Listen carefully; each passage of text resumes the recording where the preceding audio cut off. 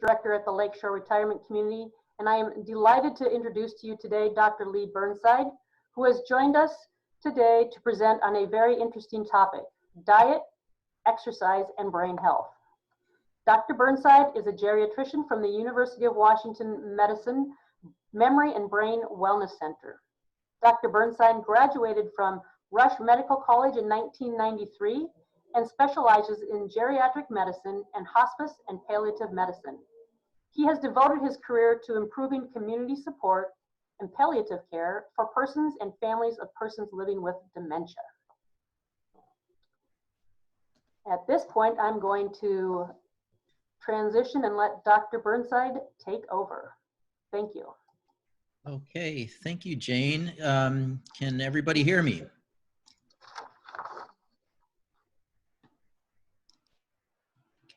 Continue. Oops.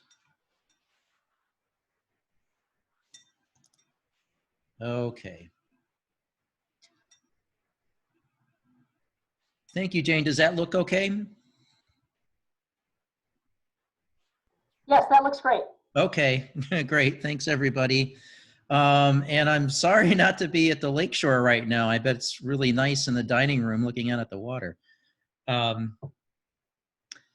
And I do want to thank some of my colleagues from the Memory Brain Wellness Center. So I'm actually pulling in some information from my colleagues who have a bit more experience in some of these aspects. So I'm pulling them together from a few people.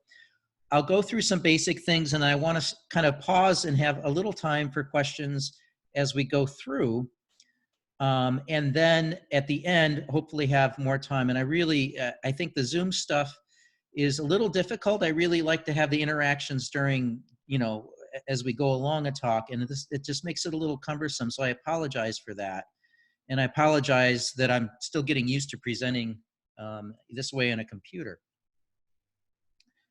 So first of all, how do I advance? Okay, well, I'm gonna advance here. What I want to talk about a little bit, and these are questions that come up quite a bit in the memory clinic. We talk about brain health. What in the world are we really talking about? That could mean so many different things. We'll talk about diet and exercise, and there's many questions about these, and there's a lot of stuff out there in the community and advertisements, and eat this, drink this, do this. And I find it really, really confusing. Even going to like the grocery store and looking at, supplements and things coming out, you need to eat this for your brain health. And it's a little package that costs like $70. So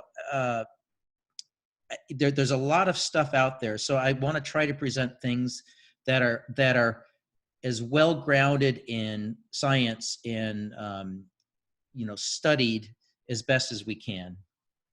And then I'll talk a little bit about socialization too, which, in the time of COVID is quite important for brain health. And finally, some, cognitive exercises, and we'll talk a little bit about cognitive reserve. What can you do to keep your mind in a good workout for your brain? Okay, what is brain health? And I will say that I don't think that there's a specific answer to this. We can look at brain health in many, many different ways. And I think in the memory clinic, we look at it, obviously, like images in the physical aspects of the brain. But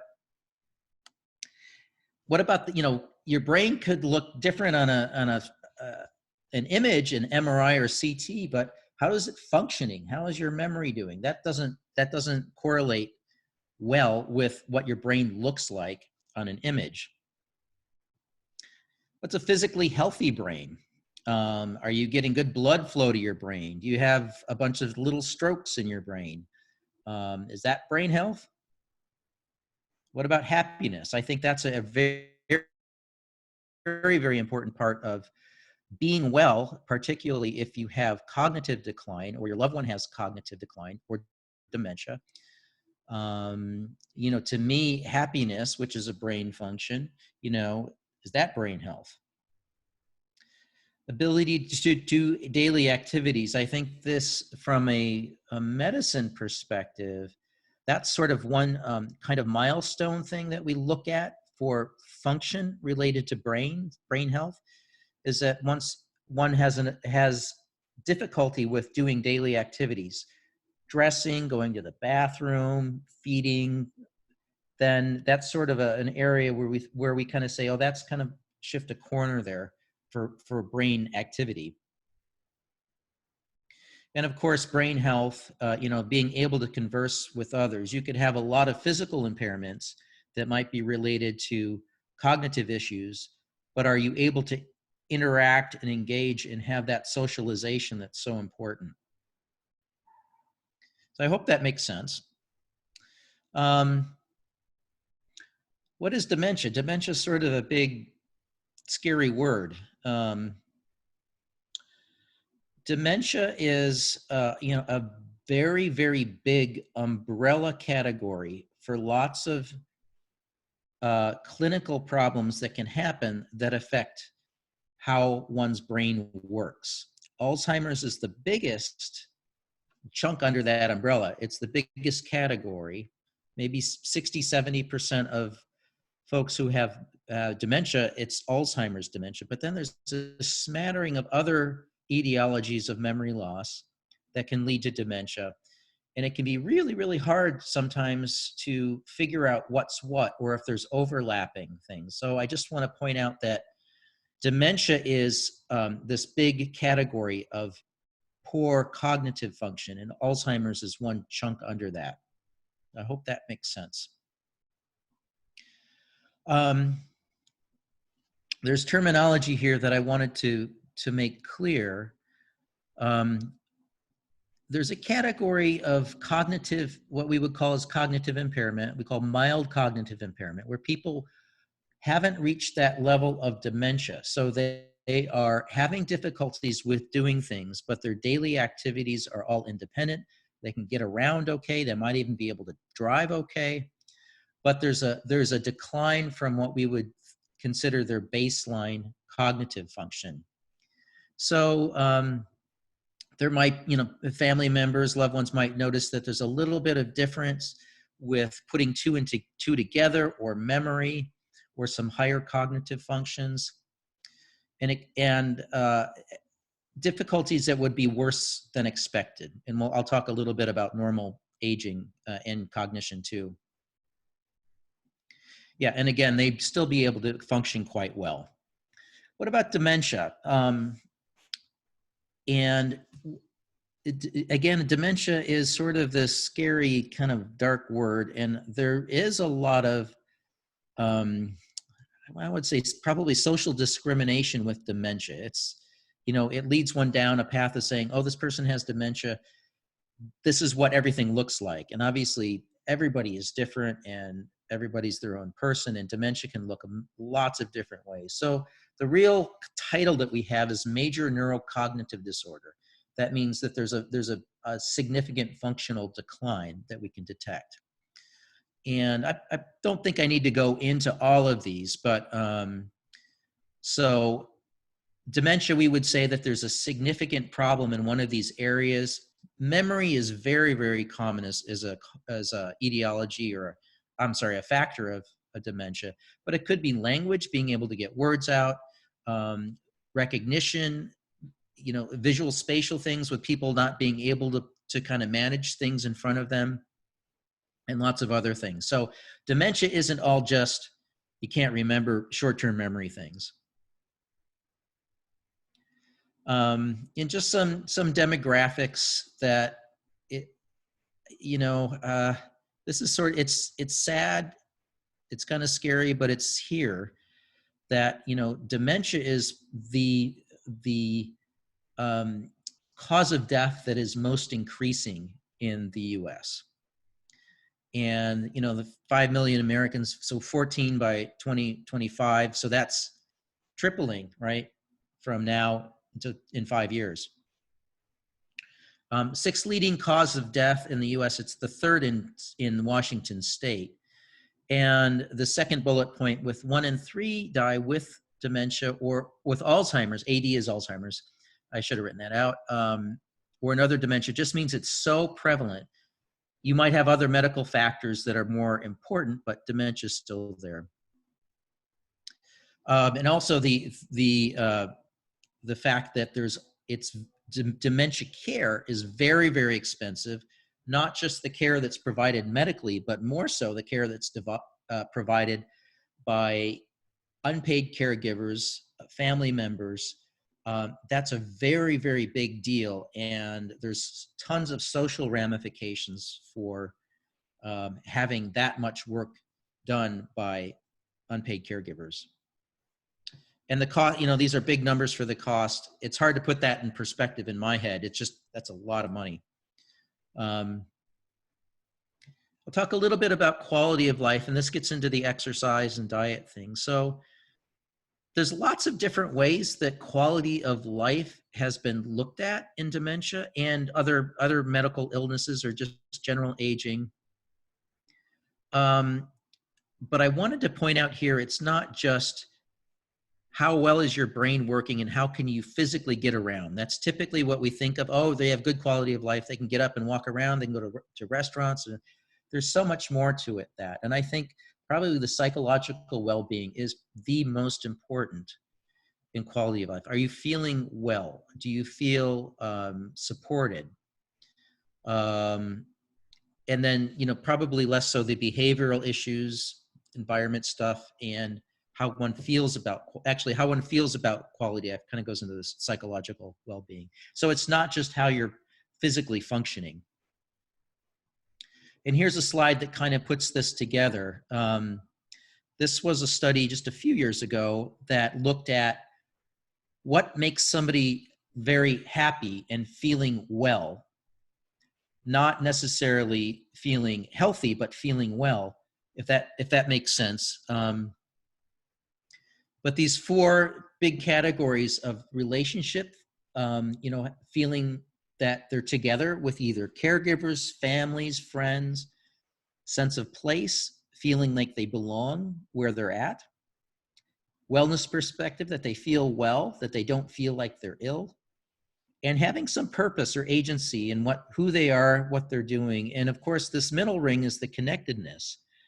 And this just really strikes me at this time of our COVID sequestration and being masked and isolated, how much harder it is if somebody has cognitive impairment to try to keep that in place.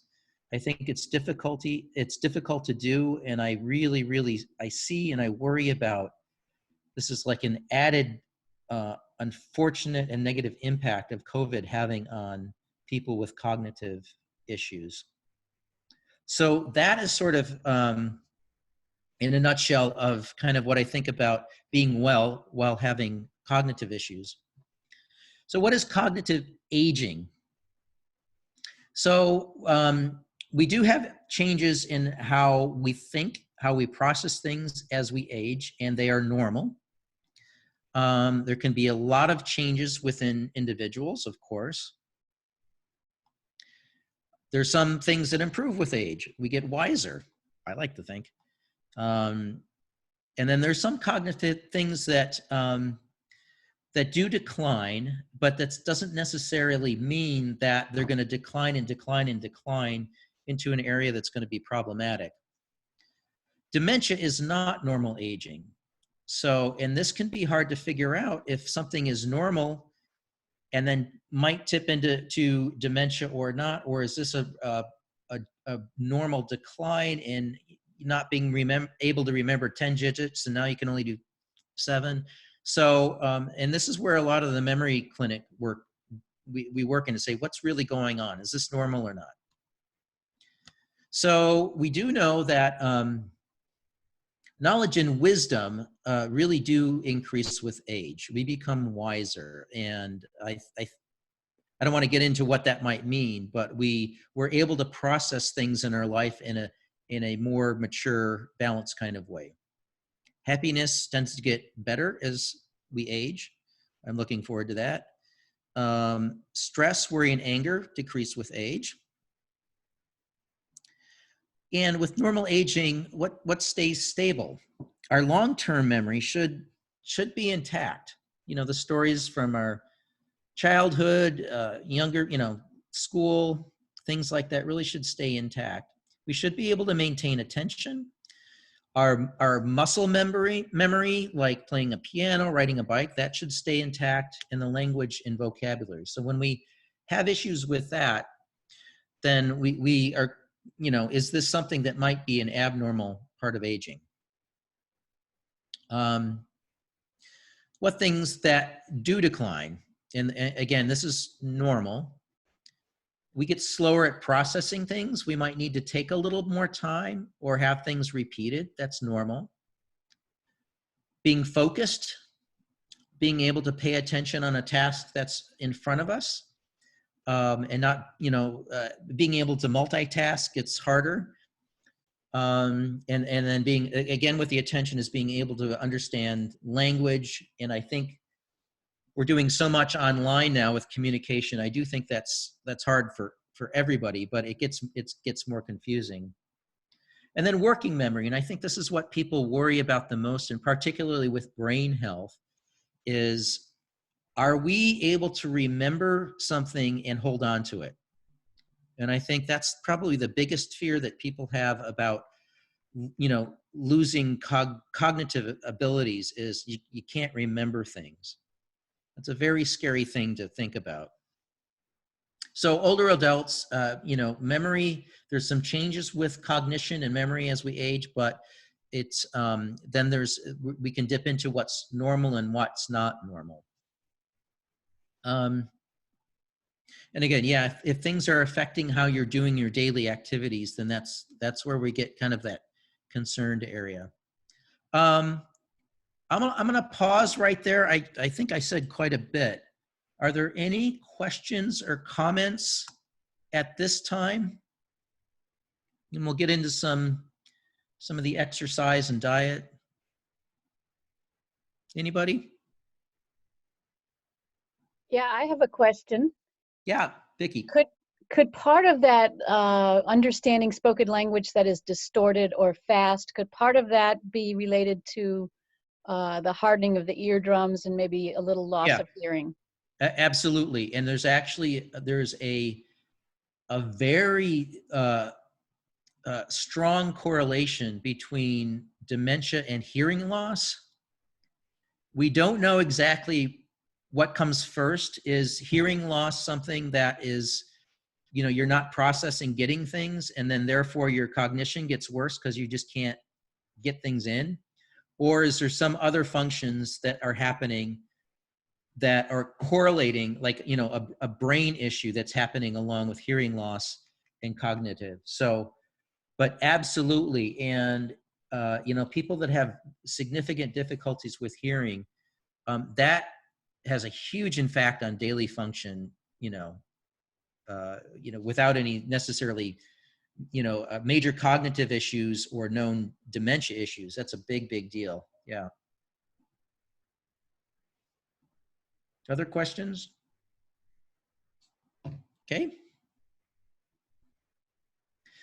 This, I absolutely realize that this slide is small and very hard to follow, but it's a visual that can help me kind of explain some things. This schematic came out just a couple of years ago, and it helps show us what can we impact in regards to dementia, what can we prevent, and what can't we?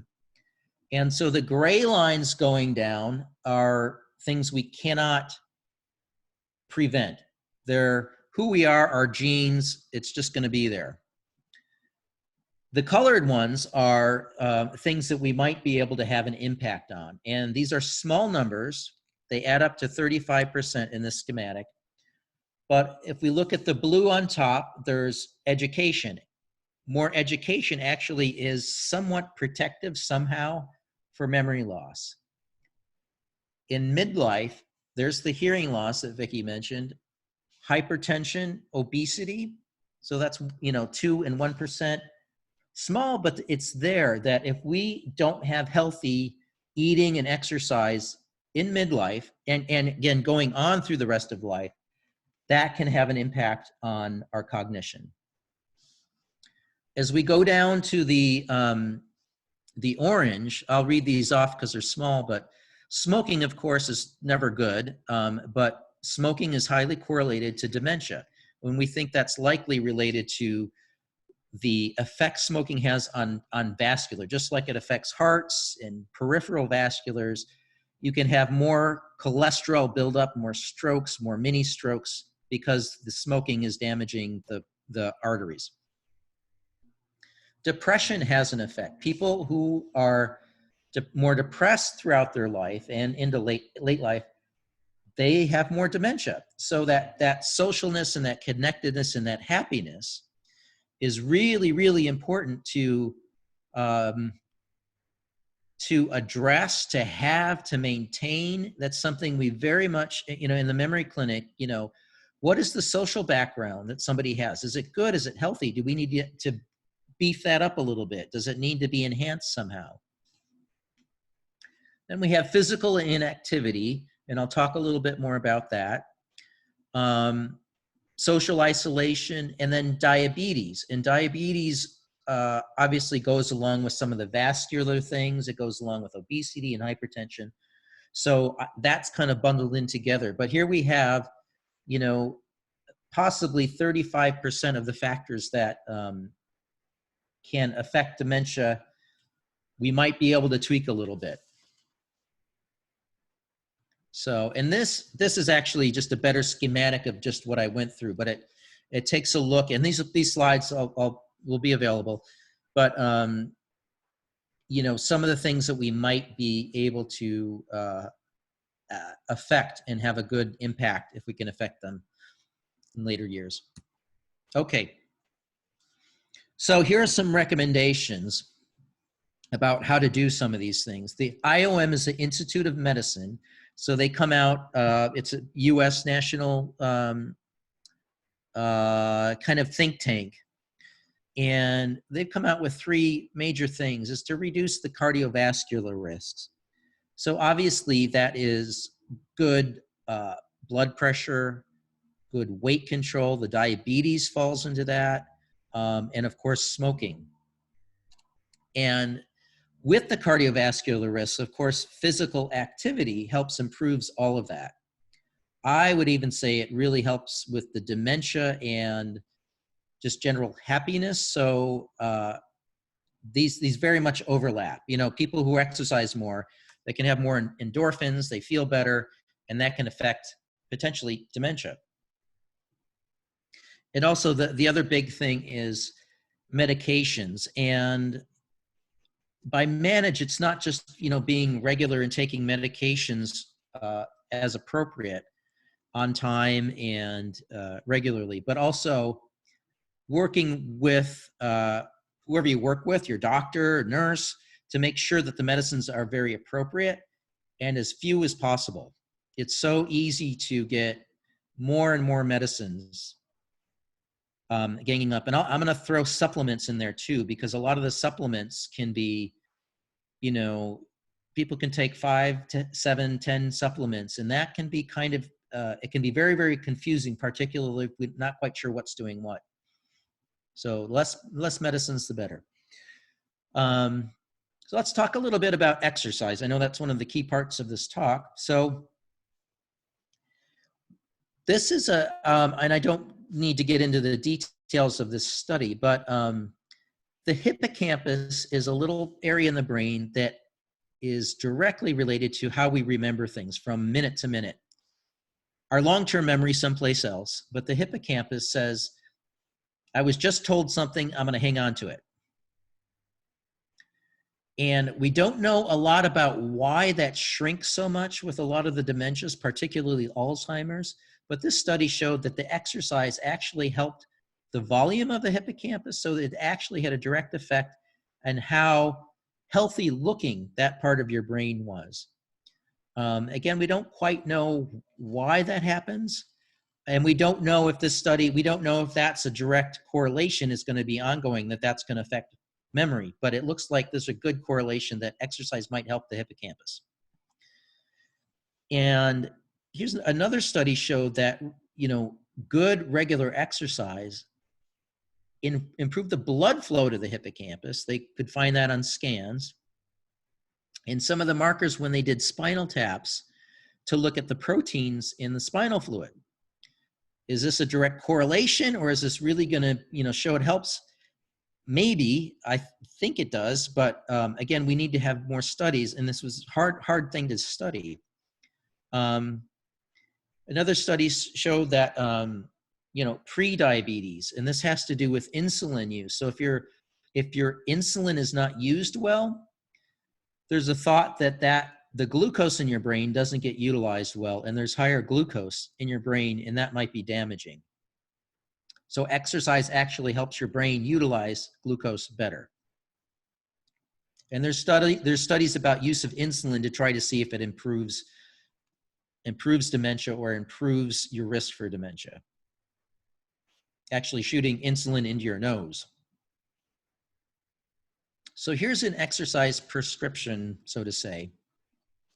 AHA, the American Health Association, says 5 days per week, 30 minutes at a time of at least moderate exercise.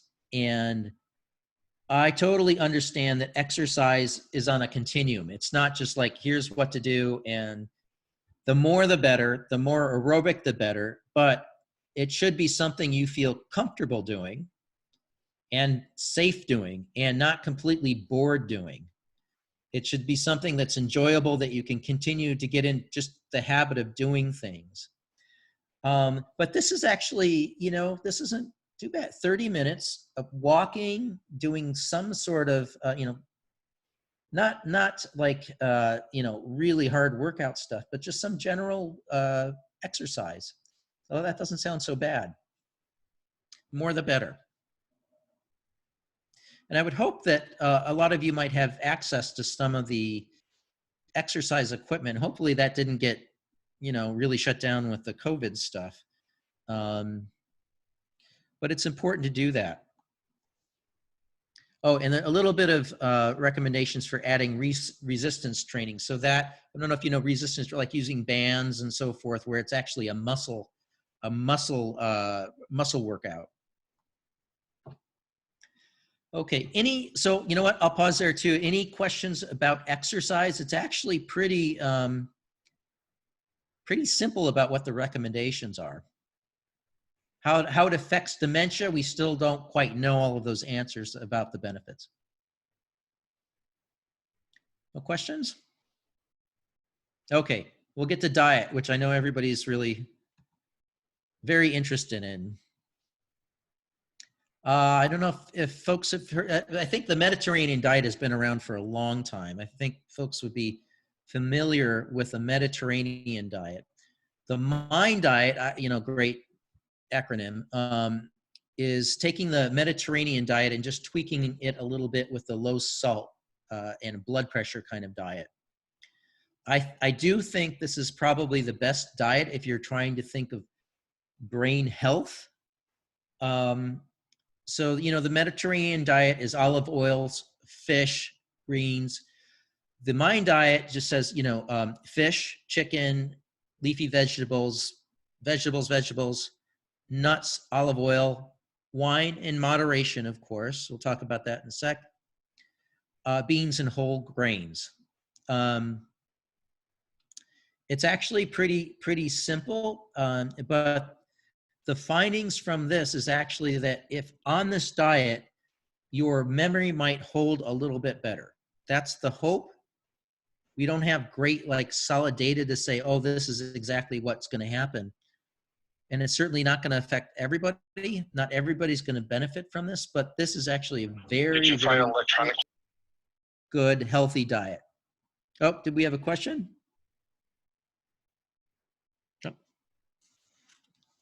And you probably have, just in general have heard this, some of the higher fat foods, the sugary foods, pastries, red meat is probably not so great. And of course, fried foods, and all of these probably affect your cardiovascular. They directly affect your cardiovascular status. And so that's why these are so important in brain health. So this book here, Martha Claire, so a lot of this data obviously comes out of her research, and I always kind of take pause if somebody's saying, selling a book and saying, here's the diet you should have. But there's some good data that, this diet, might have had an effect on decreased risk of developing Alzheimer's. So this will be on the slides. You can certainly look her up, and it has recipes in it. So a reference for you. I think we talked about all of this. Yeah, this is the general mind diet.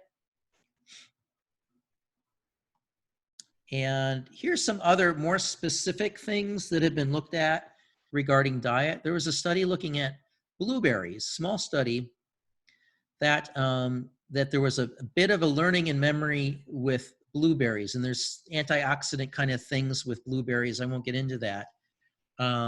Very healthy food just to begin with, but there might be some benefit from there.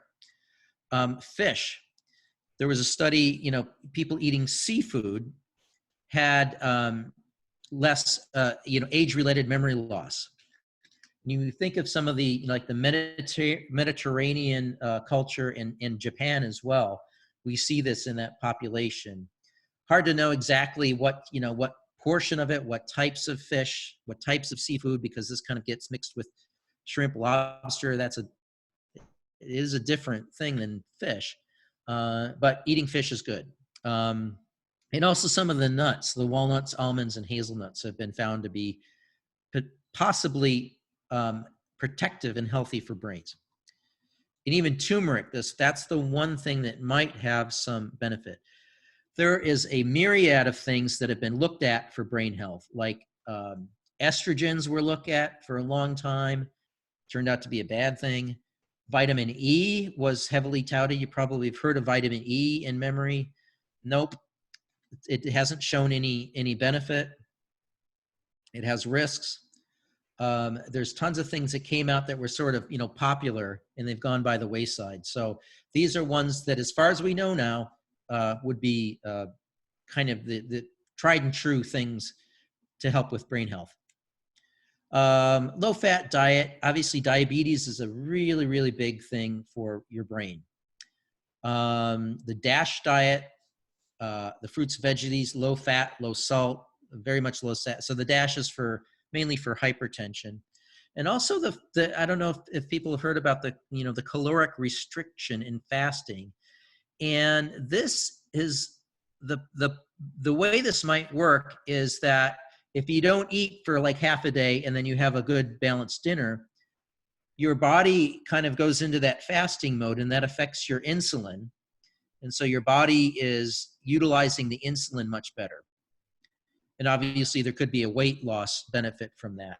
So stay tuned on that, but that might have, we might find out more about that and how it affects beneficially brain health. So alcohol.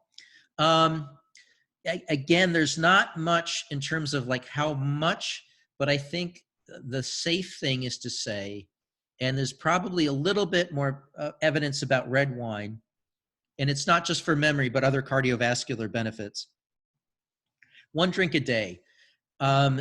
More than that, you can creep it into other health things, as well as risks of being woozy, of course, and falls and other things. So moderation, but the recommendation is 1 drink a day at the most.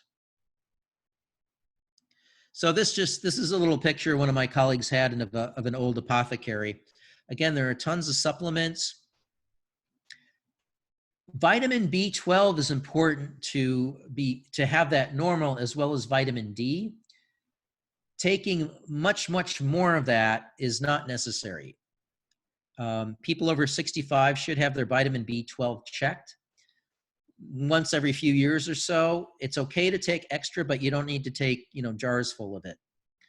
And again, the resveratrol, which is part of the red wine, and curcumin or turmeric, that might have an effect. Vitamin E, don't take extra vitamin E. There are issues with more bleeding with that, potential liver effects if you have a lot of it. It's just not. So vitamin E is one of the vitamins that will stay in your body. Vitamin B12 and all the B vitamins and vitamin C, you pee out if you have extra. So it's less harmful than the other vitamins. Yeah, I don't know much about coconut oil, but it was sort of popular, now not. And then the MIND diet. So I just want to add, and we can go back to the diet and exercise thing. This is something that's really important that I always go back to, that, you know, looking at a person that might have memory loss or somebody who does have it is really the importance of who that person is and knowing them, and all this stuff about, you know, what's best to do, not to do, the exercise, socialization really has to come down to who that person is, what do they like, what do they value. So there's no size fits all, and it all comes down to respecting who that person is and what we recommend and what we do. I work with a group at University of British Columbia, and they have a, our group is called Borders Without, Dementia Without Borders, and they have a group that's called, or a center that's the Center for Research on Personhood and Dementia. So a lot of the intervention things, we put that in the framework of personhood. So with that, I want to open up things for questions, comments, or criticisms, if you have them.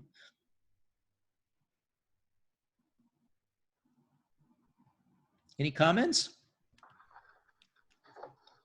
I have a question about sugar. I'm with being in the house, I'm eating more and more sugar. Can you be more specific about the damage?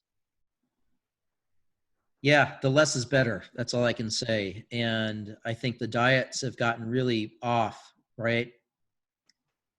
With being at home. Right.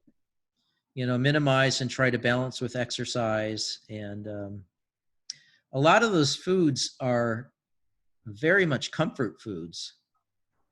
And I think, you know, having the COVID stuff and not being, I mean, there's just stress that's in the air, and that's affecting our lifestyles, our diets, our eating, our exercise. It's affecting everything.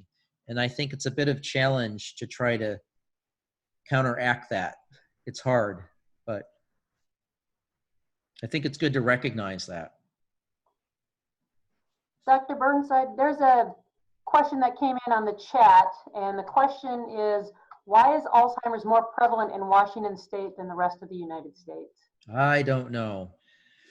One of the things that might be happening is that I do think Washington State has some public health initiatives and work groups. There's a Dementia Action Collaborative, and the Alzheimer's Association is really strong in Washington State.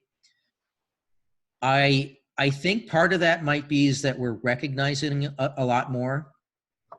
And instead of just saying, oh, somebody's, you know, they're old, they have, you know, they're senile, we're being able to recognize and test people. And I think the physicians, clinicians are being able to pick up on that a little bit more. I don't know that for sure, but I'm pretty impressed with how communities are really being able to address this issue. So I think it's not that we have more dementia, we're recognizing it more. Do you find that some people take too much turmeric, and can that affect other vitamins or medications that they take? You know, I don't know specifically the ill effects of taking too much turmeric. I always worry about excessive supplements, because, you know, supplements are not studied. They are not FDA approved.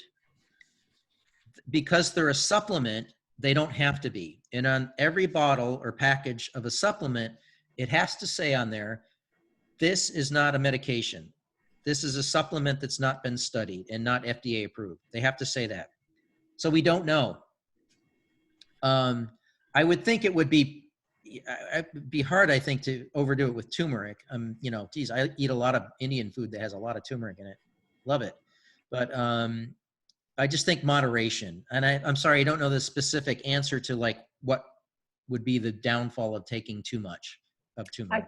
I thought I read someplace that turmeric, if you are on Coumadin or a blood thinner, can be a very bad mix. Vitamin E, absolutely. I know vitamin K. Yeah. So vitamin K counteracts Coumadin, right? Coumadin is an anti-vitamin K. Yeah. That can mess things up quite a bit. I don't know about the turmeric. I'm sorry. And I haven't heard about that with blood thinners. Okay. I need to look it up. There you go. Yep. In your spare time. I don't know everything. I really don't. This is Tony. I have a question about olive oil. Yep. Does that mean that people actually just drink a tablespoon a day or? Oh, no. I think just having, you know, salads, meals, to have that in there. I'm sure there are people that do drink a, you know, tablespoon or so a day, but I think it's really in the food. Okay, thanks.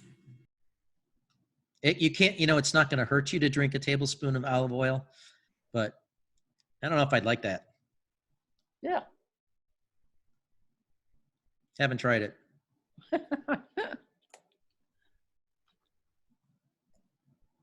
Any other questions out there for Dr. Burnside?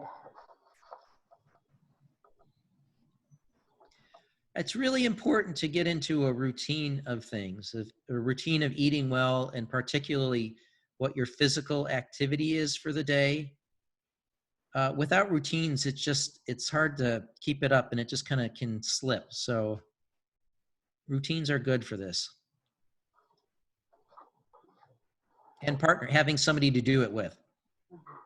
Obviously, you know, COVID, but like having a walking partner or somebody that you'll meet, you know, to do a little something in the gym or swimming. Great. Well, if we have no further questions, I think we're just about ready to wrap things up. Dr. Burnside, a big thank you to you. We really appreciate your time today and the information you provided in this presentation.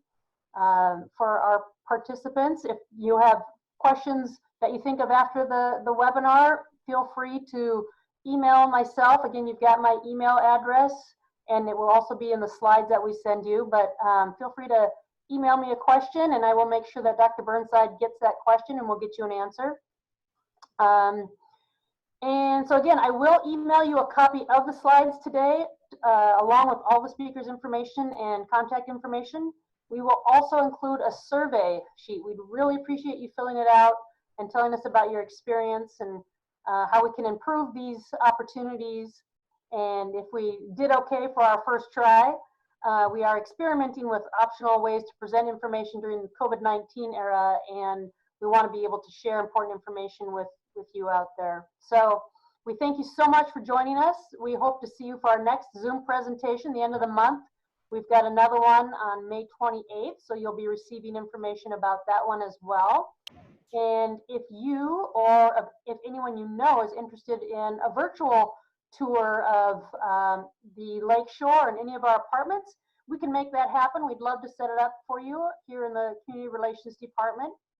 And we hope everyone has a great rest of your day. We've got some nice weather coming up. So enjoy the beautiful weather, get outside, keep your social distancing. Happy Mother's Day to you mothers out there. And thank you again for attending our presentation. Thank you so much, everyone. Bye, everyone.